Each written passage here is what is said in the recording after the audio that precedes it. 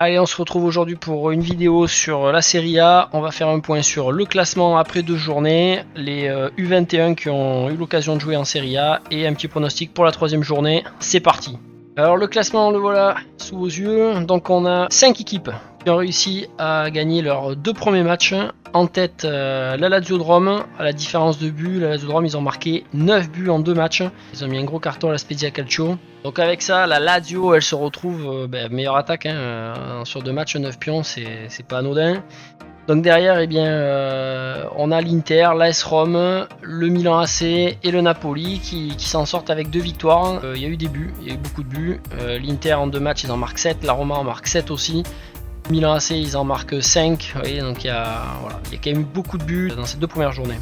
Ensuite, on retrouve 4 équipes qui ont fait une victoire, un match nul. L'Udinese, Sassuolo, le FC Bologna. Pour l'Atalanta, on sent que c'est un petit peu dans le dur.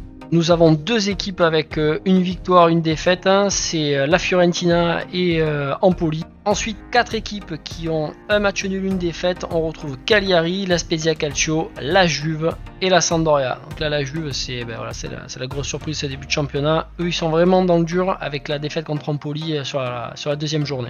Ensuite, on retrouve les 5 équipes avec absolument 0 victoire. 2 matchs de défaite. L'Hellas Vérone, ils perdent un joueur clé, la personne de Zaccagni. Le Torino, Salernitana, le Genoa, Venezia, tout ça, ils sont tombés contre des gros et ils ont rien pu faire. Comme je le disais, meilleure attaque, la Lazio de Rome. On retrouve aussi l'Inter et l'AS Rome avec 7 buts marqués en 2 matchs. Donc là, on a quand même des attaques qui sont assez performantes sur ce début de Serie A. C'est quand même assez plaisant à voir ces deux premières journées. Il y a eu du beau jeu, il y a eu des buts. Milan AC en a mis 5, l'Udinese en a mis 5 aussi en 2 journées, Napoli en a mis 4, donc on a quand même pas mal d'attaques qui sont virulentes. Pour ce qui est des meilleures défenses, c'est encore tôt pour en parler, mais on a plusieurs équipes qui n'ont pris qu'un seul but, dont l'Inter, l'AS Rome, le Milan, mais aussi pour le coup la Sampdoria et l'Atalanta Bergame par exemple. Comme je vous le disais, ça me tient à cœur parler de ces jeunes en Serie A. Il y a l'effet Il Mancio, l'effet Roberto Mancini, j'espère en tout cas, qui a montré que les jeunes pouvaient faire de belles choses. Je ne sais pas s'il y a de l'élan qui est venu de 7 euros, s'il y a des consignes qui passent au niveau de la fédération, si simplement les entraîneurs et les présidents de clubs se réveillent un petit peu. En tout cas, il y a du très très jeune qui a joué et c'est beau à voir, donc pas que de l'italien, je donne les joueurs dans leur globalité. Le plus jeune, ça a quand même été l'entrée de Luca Romero avec la Lazio en fin de match. Le jeune, il a pas encore fêté ses 17 ans, quoi. Donc c'est quand même magnifique. Donc voilà, vous avez toute la liste, je vous laisse jeter un coup d'œil. On retrouve quand même des joueurs qui m'ont moi en tout cas vraiment impressionné, notamment Matteo Cancellieri, l'ailier droit de l'Hellas Vérone. Lui, il n'a pas encore 20 ans et il a joué quasiment 90 minutes sur le 2e match.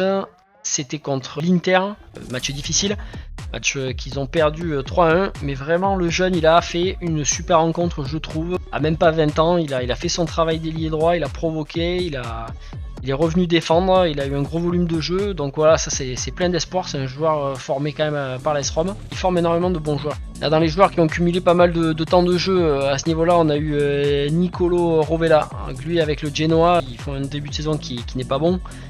Pour autant, Rovella, vraiment, là je pense qu'on tient un grand joueur. Il est tout jeune, pareil, il n'a pas encore 20 ans.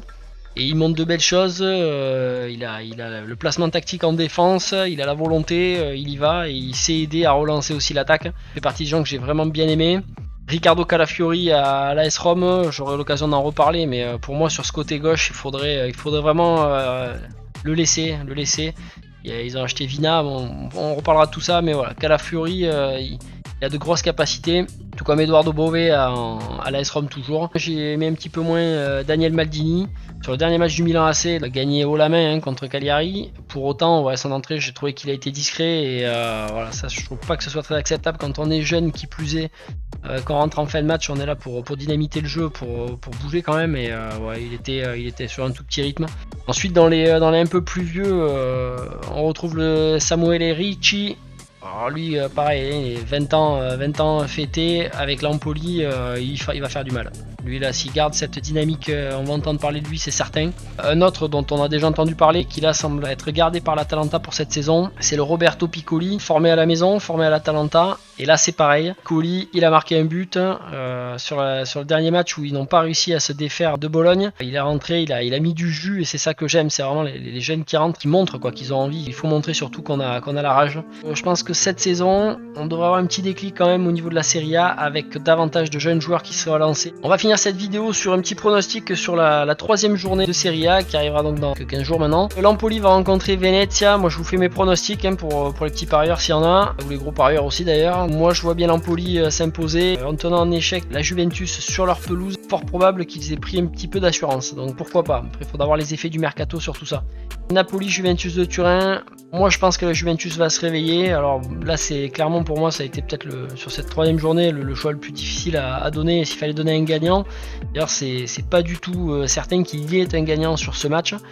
Mais là je pense que les Juventus ils vont se lâcher parce qu'ils ont de la ressource vraiment. On a Chiesa là qui contre la Bulgarie marque un magnifique but. Ils ont beaucoup de bons joueurs quand même. Après il faudrait juste qu'Allegri il tente peut-être pas trop de folie comme se retrouver avec Danilo en 6. C'est un peu particulier mais on en reparlera. Et le Napoli, moi mon problème c'est le choix des joueurs alignés et achetés. Ils ont un effectif que je...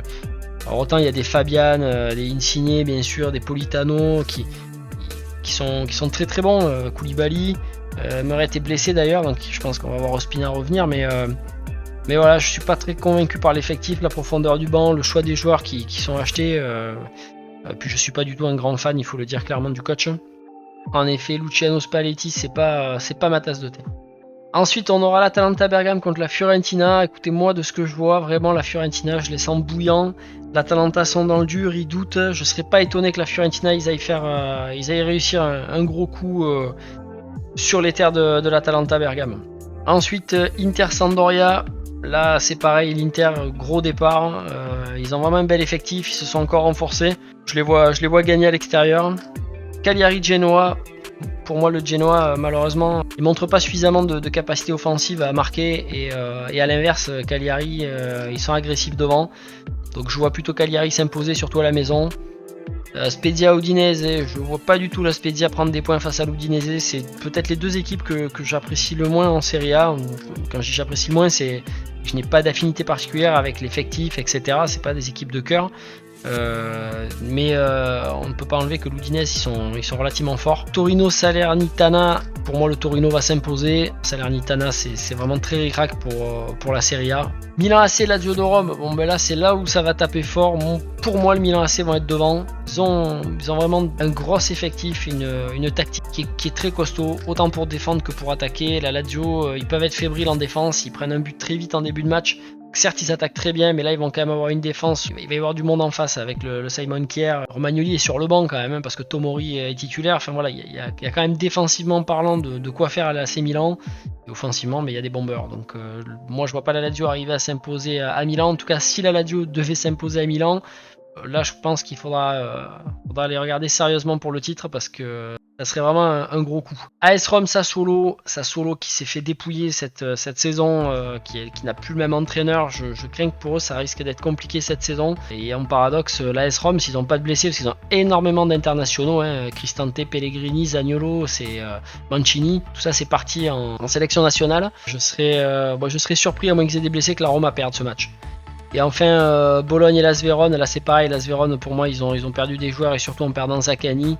Je pense que Bologne est sur une bonne dynamique, je vois Bologne l'emporter. Voilà, cette vidéo est désormais terminée. On se retrouve pour parler de mes équipes préférées de Serie A, faire un point sur leur mercato, les effectifs, les 11 de départ qui ont été alignés, les remplaçants, l'animation tactique. Si ces premières vidéos vous plaisent, que vous voulez m'encourager, n'hésitez pas, abonnez-vous, laissez-moi des commentaires, aidez-moi à progresser, c'est le tout début. Je m'amuse beaucoup à faire ces vidéos, je vous remercie pour les premiers à me regarder et à me soutenir. Je vous dis au revoir.